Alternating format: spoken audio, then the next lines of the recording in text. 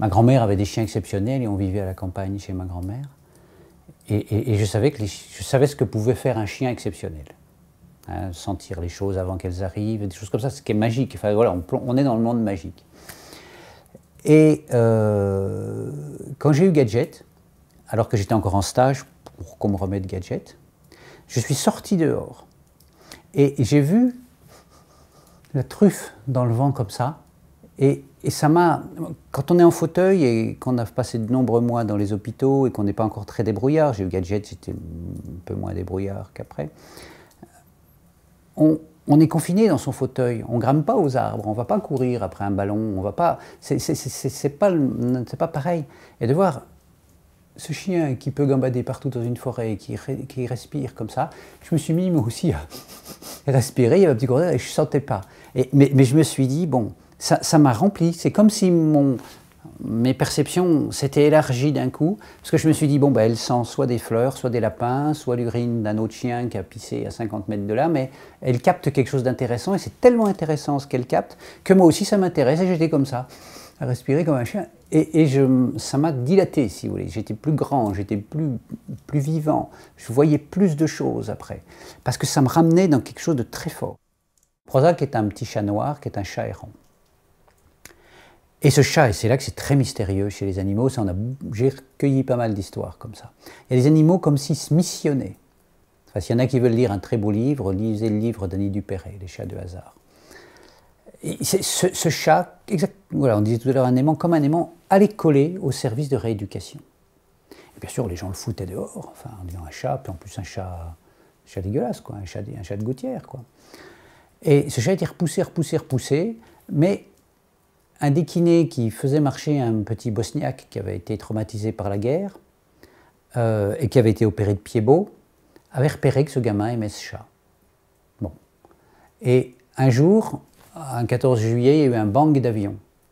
Et ce gamin, ça a dû lui rappeler la guerre, il est devenu mutique. Il s'est mis à ne plus parler. Donc ce gamin ne parlait plus à personne. Et le kiné, qui de temps en temps, on le faisait marcher dehors, se dit, tiens, mais il aime le chat, il ne veut plus parler, il ne veut plus rien faire, on va aller voir le chat, au moins ça sera ça de fait, quoi.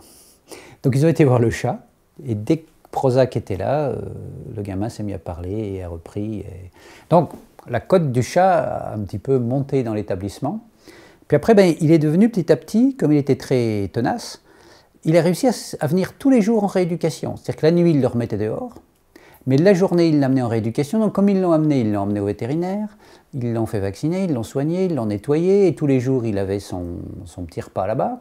Donc lui, il avait ses habitudes, et comme les kinés, les ergothérapeutes, les infirmières viennent travailler à l'hôpital le matin, ben, Prozac se pointait le matin, prenait son repas, et puis après, il s'était fait adopter. Alors il ne sortait pas du gymnase en bas, il ne montait pas dans les étages et tout, mais il avait trouvé sa place, et alors il a fait tout ce qu'on aurait aimé qu'il fasse, mais mieux que si on avait imaginé les programmes. C'est là que c'est intéressant.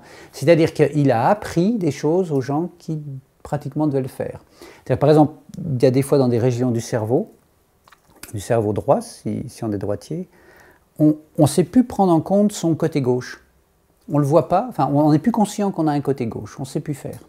Donc quand ces gens ont ce qu'on appelle une héminégligence gauche, il faut beaucoup stimuler pour les obliger à revenir. Et bien, quand les gens avaient ça, Prozac se mettait bien à gauche, enfin se débrouillait bien pour être bien repéré, puis comme un chat sait faire, allez, on va se mettre là, et juste à la limite de ce que la personne pouvait faire comme geste ou comme détournement de regard pour s'intéresser. Or ça c'est très dur, parce que ces gens qui ont ces héminégligences gauche, quand ils font ça, ils arrivent à prendre conscience qu'ils ne voient pas bien du côté gauche, 5 minutes plus tard, c'est tout oublié. Donc c'est un travail très dur de les ramener en permanence dans leur corps et dans leur espace. Donc Prozac savait faire ça. Et quand les gens, par exemple, une dame avait fait une hémorragie cérébrale, bah, elle était un peu comme ça, elle descendait au gymnase, mais elle ne voulait pas faire, les exercices, elle n'était pas là du tout.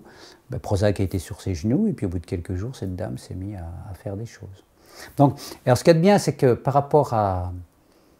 Ouais, c'est un fonctionnement de chat, c'est ça qui est très élégant. Par rapport à un fonctionnement hiérarchique, on ne disait pas à Prozac, bah aujourd'hui, tiens, on va te présenter un tel qui a tel problème, ce serait intéressant de travailler là-dessus. Vous n'aviez pas à dire, Madame un tel qui a une héminégligence, tu vois, est là-bas, il faudrait que tu la prennes à 10h30 et tout. Non, Prozac se baladait, puis s'il allait se coucher un peu sur le côté, il allait faire... Et voilà. Alors il a fait plein de trucs comme ça.